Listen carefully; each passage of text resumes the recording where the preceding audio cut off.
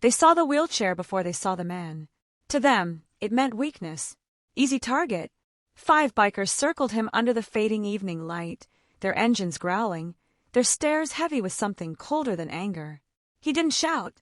He didn't fight. He simply reached into his pocket with steady hands and made one quiet phone call. And suddenly everything changed. The laughter stopped. The confidence vanished. Because the man they thought was powerless was someone they never expected. The question is, who did he call that made them freeze? The man in the wheelchair was named Isaiah Coleman. At 72 years old, his body carried scars most people couldn't see at first glance. His shoulders were still broad, his posture upright despite the chair beneath him, and his dark brown eyes held a quiet strength shaped by decades of surviving a world that hadn't always been kind. Every evening, Isaiah followed the same routine. He rolled slowly down the sidewalk near his apartment, passing familiar storefronts and streetlights that flickered to life as the sun disappeared. People in the neighborhood knew him. Some nodded, some smiled. To them, he was just an old man enjoying the cool air, moving at his own pace, asking for nothing. But what they didn't know was how hard-earned that peace was. Isaiah had learned long ago how to stay calm when eyes lingered too long, how to remain silent when strangers made assumptions before knowing his name. He had lived through moments that forced him to develop a kind of patience most people would never understand. Not weakness, not fear, just patience. That evening felt no different. The air was cool, the street quiet except for the distant hum of engines. Isaiah moved steadily, his hands guiding the wheels like second nature. His mind was somewhere peaceful, somewhere far from trouble. Then he heard it, the low, aggressive rumble of motorcycles approaching from behind. At first, he didn't turn around. He didn't need to. He already knew that sound carried more than just noise. It carried attention, and attention, he had learned, didn't always bring kindness. Within seconds, the engines grew louder, closer, slowing down, and Isaiah realized they weren't just passing by. They were stopping for him. The motorcycles surrounded him in seconds. 5 of them. Their engines roared like predators announcing their presence, vibrating through the pavement and into Isaiah's bones. The sound was deafening up close, aggressive, intentional. They didn't park beside him. They circled him, slow, deliberate, like he was something to be examined. Isaiah kept his hands resting calmly on the wheels of his chair, his fingers steady despite the tension building around him. He had lived long enough to recognize this moment for what it was. This wasn't curiosity. This wasn't coincidence. This was targeting. The men stared down at him, their faces hard, their eyes filled with something colder than amusement.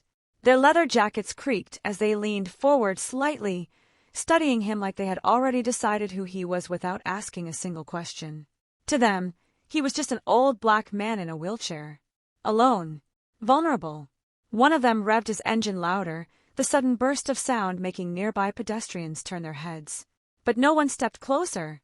No one intervened. They only watched from a distance, uncertain, unwilling. Isaiah could feel their judgment pressing down on him heavier than the noise. His heart began to pound, not from panic, but from recognition. He had seen this kind of moment before. Different faces, different decade, same feeling, the feeling of being reduced to nothing. One biker slowly moved closer, positioning his motorcycle directly in front of Isaiah's chair, blocking his path completely. Another moved behind him. The others stayed to his sides. He was surrounded now, completely boxed in. There was nowhere to go. The world beyond them suddenly felt far away. The street that had once felt familiar now felt foreign, hostile.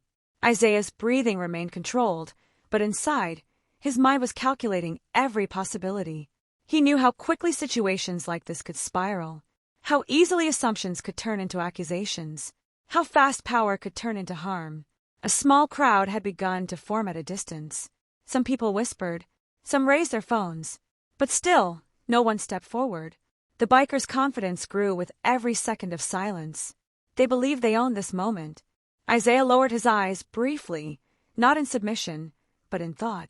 His hand slowly moved away from the wheel of his chair and toward his jacket pocket. The movement was small, but they noticed. Their posture stiffened instantly.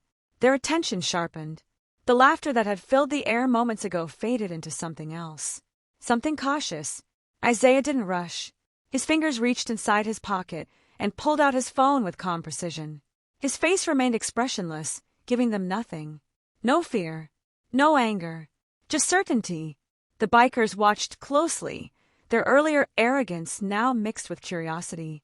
They had expected weakness, panic, begging. They weren't expecting this. Isaiah looked down at the phone in his hand, his thumb hovering over the screen.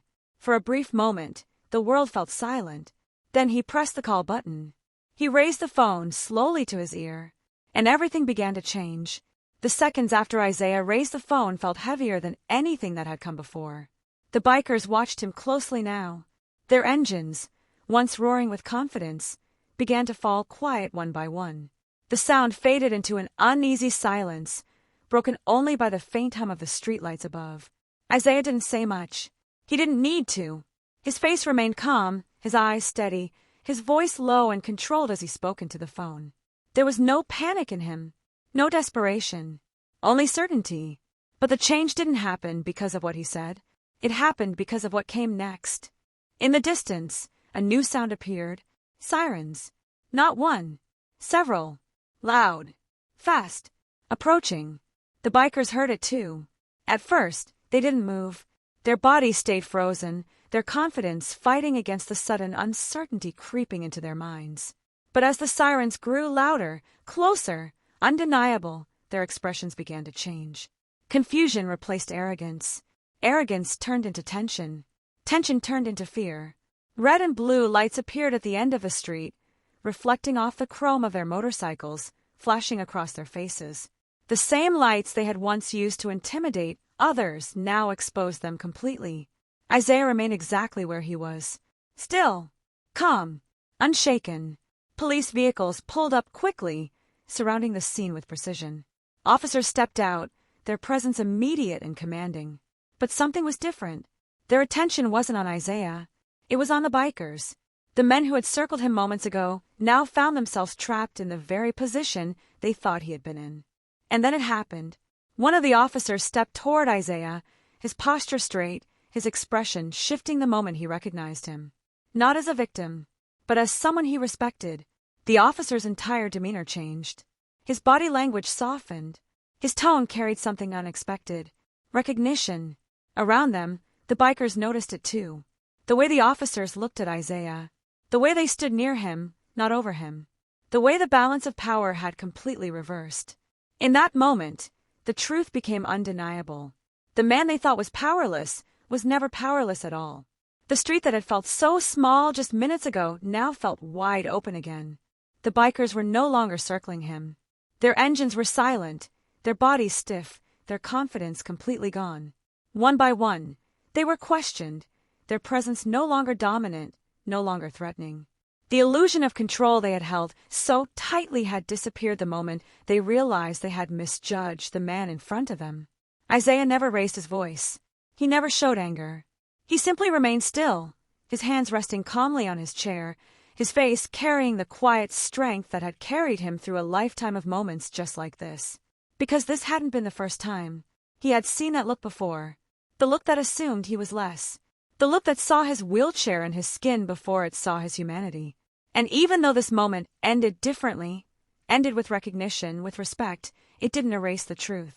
It didn't erase the fact that, minutes earlier, those men had felt comfortable surrounding him, targeting him, believing he was powerless, not because of who he was, but because of what they thought he was.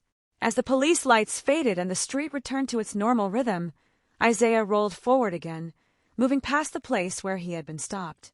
His pace was steady, his posture unchanged, but the weight of the moment lingered in the air behind him. Because the truth is, not everyone has someone to call. Not everyone gets that moment where the world suddenly sees their worth. Some are left unheard, unprotected, unseen. And it raises a question that refuses to go away. How many people are judged, surrounded, and reduced simply because of what others choose to see?